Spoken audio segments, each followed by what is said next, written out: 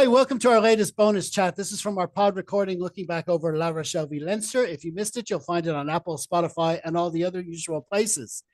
Now, over the past 2 years, there's been a lot of chatter around the rugby sphere about the format of the Heineken/Investec Champions Cup, and we've harped on it ourselves quite a bit, including this season.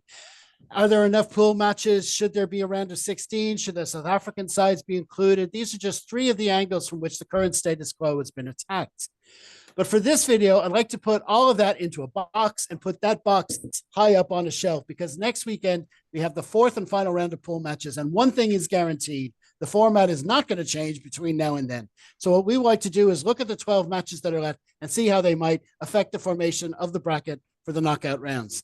So first, a quick reminder, there's 4 pools of 6. Everyone plays 4 matches. The top 4 in each pool goes ahead, and the qualifiers are ranked 1 to 16, with the pool winners 1 to 4, runners up 5 to 8, and so on, all of which leaves 1 playing 16, 2 playing 15, and so on. Now, Kino has put together a cracking spreadsheet which allows you to put in your own results from the final round. And there's a QR code here on the screen. And this, of course, makes him the best person to take us through what could happen in the pools. Off you go, sir. Right. Well, I've had a shot at it anyway, and I've had a look at what I think. Well, what could happen anyway. Normally, you get home wins, especially in the last round of the Champions Cup. But I think there's a couple of cases where that might not happen. La Rochelle are away at Benetton. La Rochelle, I reckon they're highly likely to come away with a bonus point win in that. I think currently Benetton looking like they'll be in 17th place on 7 points, which is outside of the round of 16, but would get them into the Challenge Cup. But if they win, they could go to 11 points and probably come in at about 11th in the seeding, which is quite actually a jump. Which gives you an idea of how few points that teams actually do have around the bottom of the table. La Rochelle, if they do win that, they'd be coming in up to 7th on 14 as opposed to 8th on 10 points. So it makes little enough difference to them whether they win or lose this game, to be honest. Glasgow and Quins, I think Glasgow could also win this away. Glasgow currently looking like they'll be in 6th on 16 points if they do win it. They'd be 8th on 12 points, again staying in that kind of between 5 and 8 position bracket. So away from the quarterfinals onwards, regardless. Quins looking like they'll be in 15th place on 5 points, but they could go up to 7th on 9 points if they do win it. So there's quite a lot to play in it for the teams on the second half, the lower half of the kind of round of 16. But nonetheless, Quins can't catch Glasgow to break into the top 8. Sorry, they can't catch Glasgow, but they could break into the top 8 with the strong result. Now, I'm excluding bonus points from this chat for now, just to make things easier. Bonus points can come into it, and they do make things a little bit more interesting, but it's very hard to start predicting all of those outcomes. We'd be here all night. Yeah, exactly. Exactly, yeah. And then you've got, Toulon away at Sale. I think we again, as with La Rochelle, I think Toulon are fairly well expected to dominate this matchup. Now, this would make a huge difference to Toulon. If they lost this game, they'd be probably in 8th place on 13 points, but they can go all the way up to 3rd on 17 points, depending on how the Leinster result pans out as well. They could actually take 2nd, which I'm going to talk about, which I can talk about now, or I can give you a little bit of talking time, so I'll talk about it now. Right. Yeah.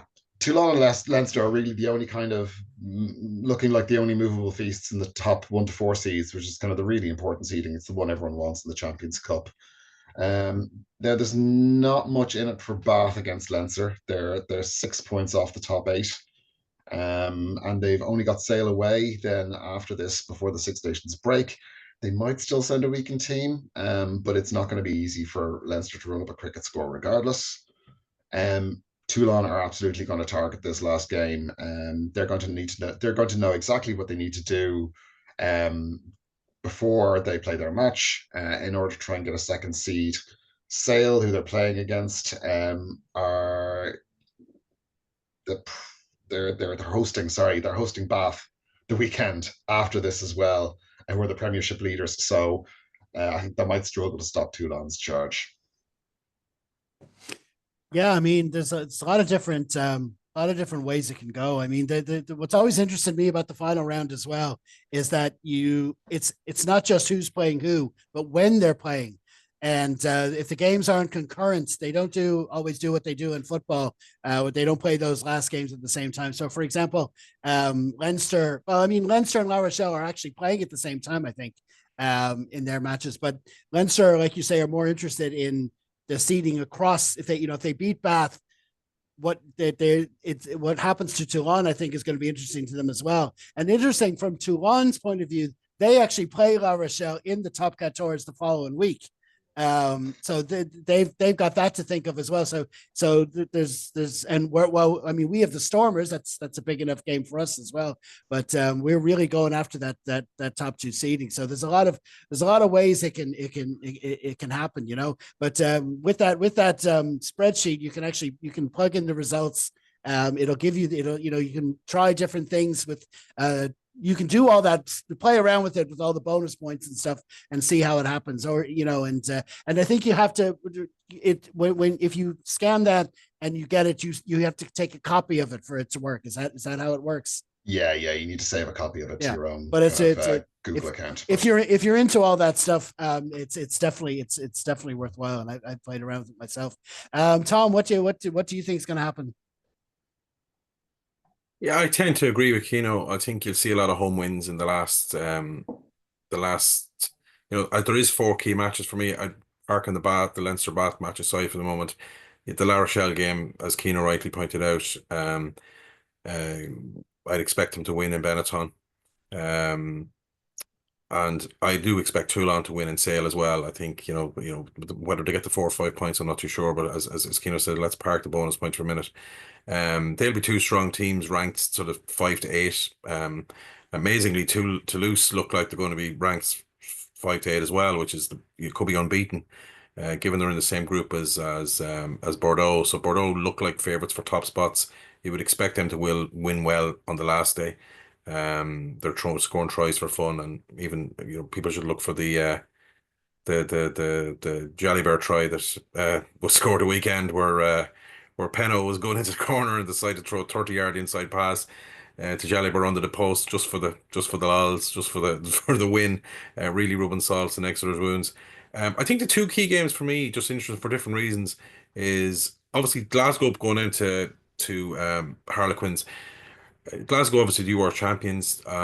They've sort of got the monkey off their back of winning big games like that. That Bulls win down in Pretoria was fantastic. But believe it or not, they've only won one game since the bet La Rochelle 5 years ago. They've only won one away game in Europe in the Heineken Cup, was against Bayonne, and 1 point win down there. So they really need, if they want to be we're talking about the big four teams in inverted commas. Leinster, Toulouse, La Rochelle, and Bordeaux seem to be the top four. If the likes of Glasgow want to break into that, and they've got enough weapons to especially at home, that they could, but they need to be going to Quins next weekend and winning. I mean, this is what it's all about. There's no point in being really good at home. It only gets you so far, because you'll end up having to travel for a quarter final, possibly down to the south of France somewhere, and that's where you can run a cropper. The other game is our near neighbours, Munster, for different reasons. I mentioned on the podcast when we were talking about the Leinster La Rochelle game on the Harpin channel, that Munster need to be trying to try and get a home knockout game. Too often they've been away from home. Um, a friend of myself and Kino's, Dave from Cantork, was reliably informed me last year Northampton should have been beaten 3 times by Munster, even though Northampton won all 3 games. So Munster will try to put that wrong way. It's a big game for Munster. They need that home last 16 game. As I said, it's not going to really have any bearings on the top of the seeding, so to speak. Maybe possibly will for Northampton. Obviously, if they don't win that game, they probably won't get. You could look at Saracens could be sneaking in that fourth spot. But yeah, there's some games that doesn't matter. The interesting thing as well, it looks like a lot of South African teams could be seeded down around 13, 14, 15, 16, which is not, they've had some really bad results in this version of the Heineken or the Champions Cup this year. Fully loaded, they can be dangerous. for some top four seeds. But for Sharks, possibly Stormers, Bulls if they win, depending how it pans out. They could end up having to go to Bordeaux or ourselves or somebody like that. It'll be interesting to see how it pans out. But yeah, there's a few key games and there's a few dead rubbers is the wrong word, but they all matter in the ranking. But it'll be interesting to see how it pans out. Uh, Finishing off from a Leinster point of view, it's just about bettering Toulon's win for us. If Toulon are away to Sale, we're both fighting for that sort of second seed spot, presumably behind Bordeaux. The top four is where it's at. The top two is even more so where it's at. I fully expect Leinster to get the win. I think we're not sure what type of team Bath will send over. I suspect they'll send over a pretty decent team. Because there is a gap in the Premiership now with the lessened teams. I think, as you said, they've only one game between now and the Six Nations. But yeah, looking forward to next weekend. It's nice to have the old permutations conversation. It used to be the hallmark of the old Heineken Cup format, which we put in a box and put up on the top shelf, and that's not to be pulled back out till 2026. But yeah, looking forward to going to Aviva next week and just get the win and get hopefully get the 4 tries and then let the rest of them look after themselves after that, for all I'm concerned. I know I'm taking that box back down next week as soon as the final whistle blows and the pool stage is over. No, so we talked about Munster there. The only things left there is Ulster. Obviously, I can't see them making the round of 16 the way they're set up. But if they can get a win over Exeter, which is very possible, the way Exeter season is going, they'll at least get into the Challenge Cup, where you never know if they get a few players back from injury, and that they could have a run there. And then Connacht, of course, are going well. They're going to get themselves a high seeding. They're top at the moment. They go to Cardiff next weekend. If they can get a result there and get that top seeding, they'll get a good draw as well. So there's some chances for them. So the chances for all 4 provinces to have some knockout rugby down the line, which is good to see. Yeah, I actually did one more thing. I had a quick look at the possible quarterfinals for Leinster just to see. Oh dear. So if if we secure a second seed, it looks like we'll have La Rochelle and Dublin for the quarterfinal. Oh, lovely. If just my superstitious head, I didn't need a spreadsheet for that. I said we're going to be playing these guys again at some point. But if Toulon got the second seed and we go to third, then it would mean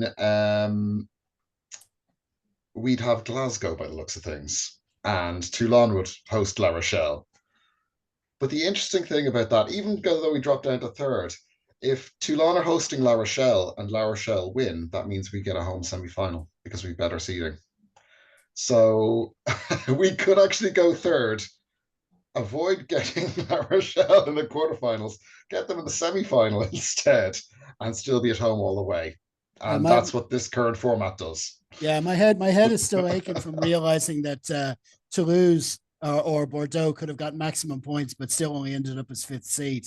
But listen, that's you're advocating playing them in the semi-final rather than the quarterfinal, Kino, is that? No, I'm just saying that we could end up playing them in Dublin either way and have home advantage all the way through, just in a slightly different order. Is Raj planning to stay in Cork for the week leading up to that game as well? Well, you never know. Toulon could do us a favor against La Rochelle. Toulon at home, they know them well. Well, the question is, will we try to play 8 forwards on the bench this time? You never know. 10 forwards. Well, that's brilliant, lads. So many thanks again. We're going to leave it there. Many thanks again to Tom and Kino for joining me. Hope to have you back on again soon. Thanks, lads. Cheers, Chef. Cheers, Chef.